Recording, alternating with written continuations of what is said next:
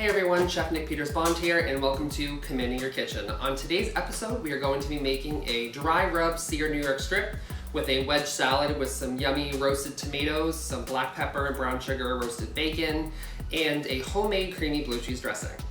If you like videos like this, please make sure to subscribe to my channel and give this video a big thumbs up. If you would like to be notified when I post videos, you can click the notification bell and that way you'll be notified.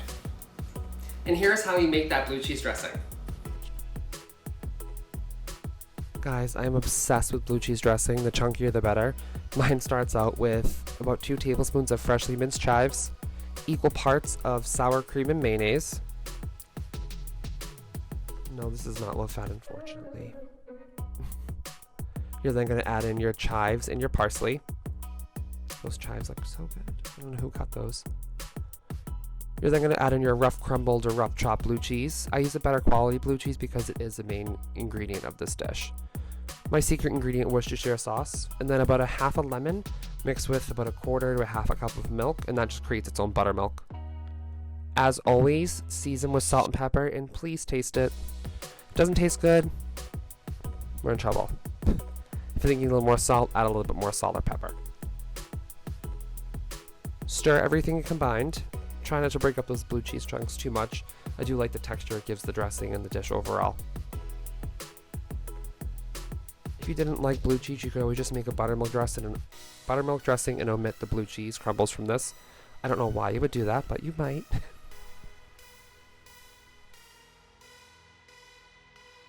You're going to want to pull your New York strip out of the refrigerator about a half an hour to an hour before you cook it and let it sit with the dry rub on it for about 20 minutes. So here's a New York strip.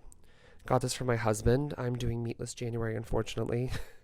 Here we have kosher salt, celery seed, cracked black pepper, dried thyme, brown sugar, granulated garlic, onion powder, dried mustard, and some paprika. Generously season all sides of the steak. It may seem like a lot, but I promise you it's not. You're seasoning the entire thing throughout. And yes, even those 2 little sides.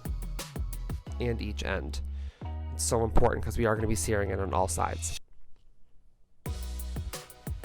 Insert jokes about rubbing meat.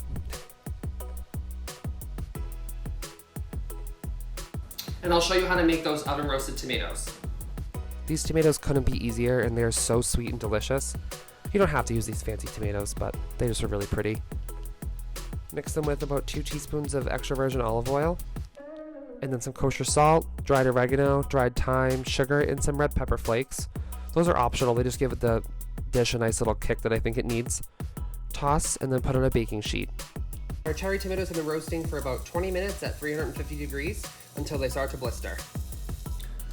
For the bacon for your wedge salad, you're going to take 4 strips of bacon as well as our dry rub, which had black pepper and brown sugar in it, and you're going to sprinkle that on, and I'll show you how I do that.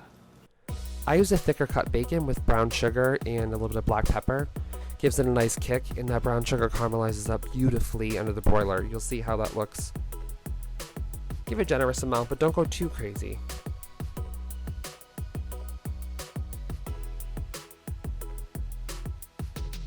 The baking sheet with the wire rack will just help circulate the air and get the bacon more crispy.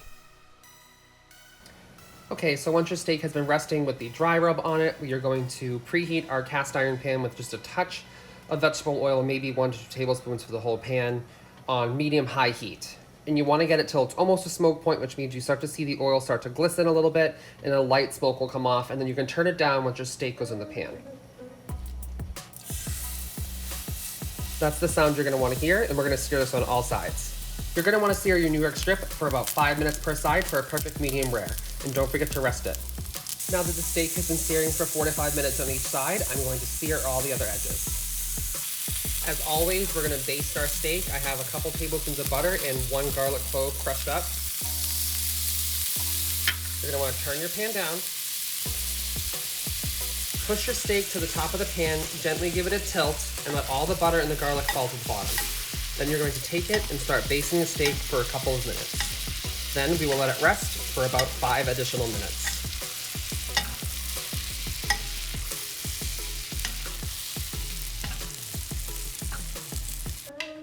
So now we have all of our ingredients to start assembling our updated, upgraded wedge salad. So on the platter, I just have 1/4 of the iceberg wedge. I have our steak resting, our roasted cherry tomatoes, our homemade blue cheese dressing, and then our candied bacon with a black pepper. So what I'm gonna do is put a few of these roasted tomatoes kind of organically around the plate, maybe about 1/2 to 1/4 of them. You could use as little or as less as you want. I like a lot of tomatoes, so I'm gonna put that much on there. I'm then gonna take some of the blue cheese that we made and kind of dollop some of that on there. When you're picking out your blue cheese, make sure you pick a decent blue cheese that you would normally eat by itself.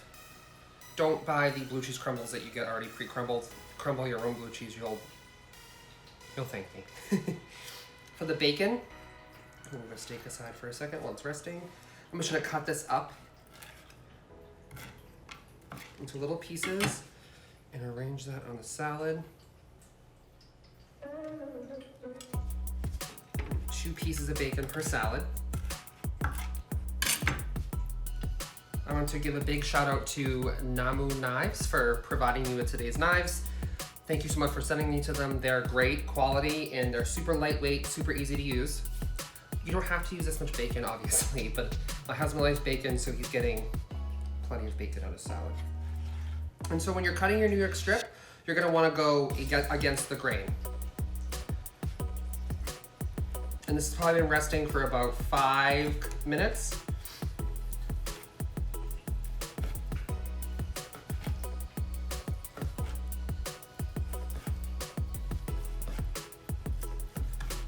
As you can see, perfect medium rare, juicy inside. Take some of this and you're gonna fan it over the salad. Like that. For a salad like this, I would do half this New York strip per person. So that's it. That is our updated steakhouse wedge salad with a homemade creamy blue cheese dressing and a dry rub New York strip. I hope you enjoyed today's video. If you do, don't forget to give this video a big thumbs up, subscribe to my channel, and to be notified when I post new videos, please click the notification bell.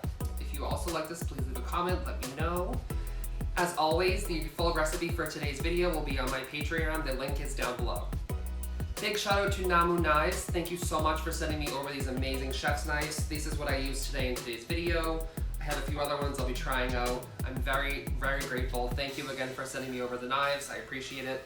And as always, everyone, you got this.